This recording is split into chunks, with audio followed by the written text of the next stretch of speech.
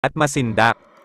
Halos 6 na oras ang binyahe ng tatlong magkakaibigan para makapagpahinga lamang at malayo sa ingay ng syudad. Eksakto ang kanilang pagbabakasayon dahil mainit ang panahon, tamang-tama at makakapagsya sila sa malalamig na batis at talon ng lugar na iyon. Hindi ganoong kasikat ang probinsya pero kilala iyon ng mahihilig magkamping. Isa iyong paraiso kung ituring ng mga taong mahihilig sa kalikasan. May mga natural pole na hindi napupuntahan ng marami at kung suswertehin kayo ay masusolo ninyo ng inyong mga kaibigan ang natural pole na iyon. Sila Sam, 17 years old, nakasuot ng abong shirt at 6 na pocket na shorts at Oakley na shades, rigor na nasa 6 na talampakan ang taas, mahaba ang buhok na palaging nakaipit at si Joshua na pinakabata sa tatlo. Hindi na bago sa kanila ang magpunta sa lugar na iyon, may kung ilang beses na silang naglalagi doon para magpahinga. Leon na kasi siguro ang pinakamagandang lugar na hindi nalalayo sa syudad.